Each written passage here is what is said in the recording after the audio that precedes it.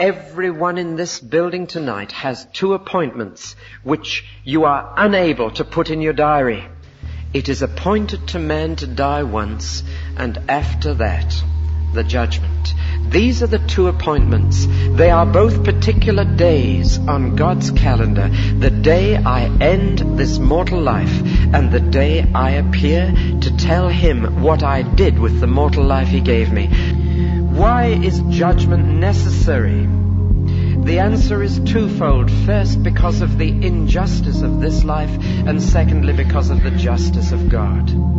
The injustice of this life is such that if God is not going to put things right in the future, then the whole universe is morally crazy. For in this world, it is not true that the good prosper and the wicked decline. In this world, many wicked people die peacefully and get away with it, and many innocent people suffer.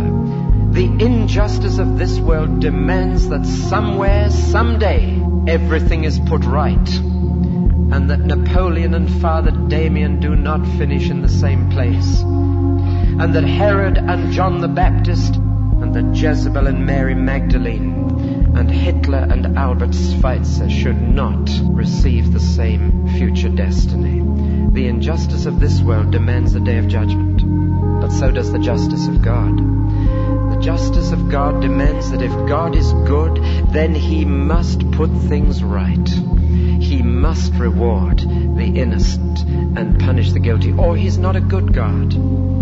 He must vindicate himself, because many of the things he allows in this world are unjust. And God must vindicate himself, show himself to be in the right. He must vindicate Jesus Christ, his Son, because the last glimpse this world had of Jesus was of a criminal being put to death, and that was unjust. And someday God must reveal that his Son was innocent to the whole world.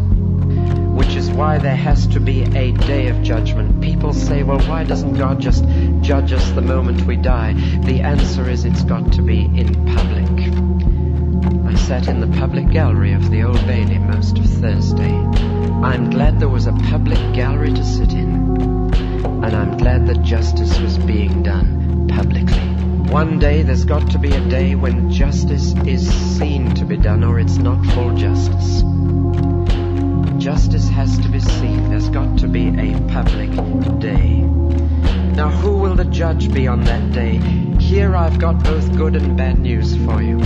The good news is that it will be a human being who will sit in the judge's chair. A human being. You will never be able to stand there and say, you don't understand. You don't understand. Do you remember this thing that I read to you once? God leads a pretty sheltered life. At the end of time, millions of people were scattered on a great plain before God's throne. Some of the groups near the front talked heatedly, not with cringing shame, but with belligerence. How can God judge us? How can he know about suffering? Snapped a joking brunette, and she jerked back a sleeve to reveal a tattooed number from a Nazi concentration camp. We endured terror, beatings, torture, death. In another group, a black man lowered his shirt collar. What about this, he demanded, showing an ugly rope burn. Lynched for no crime but being black. We've suffocated in slave ships, been wrenched from loved ones, toiled till only death gave release. And far across the plain were hundreds of such groups.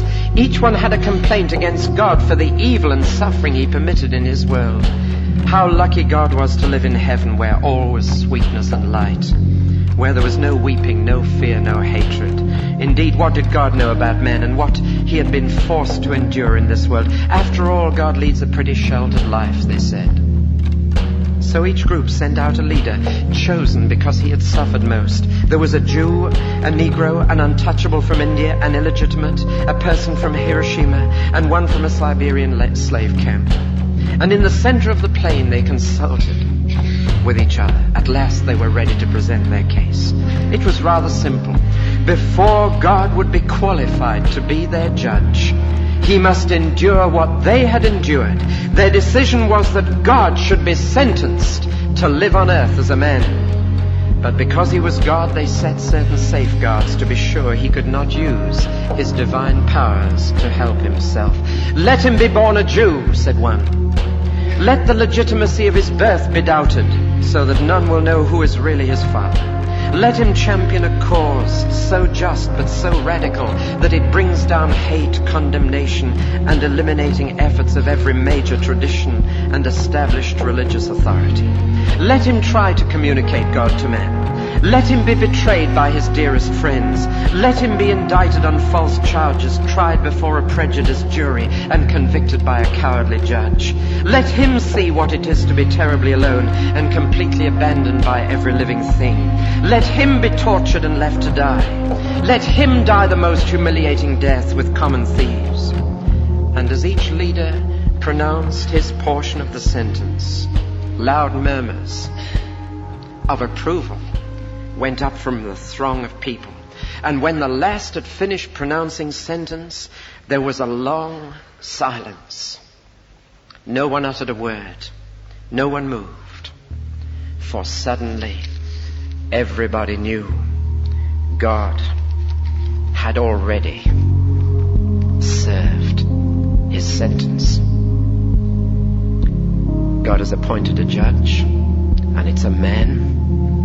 And it's a man who's been tempted in all points like as we are. And it's a man who knows what it is to be alone, and he's going to judge. Most understanding judge there's ever been.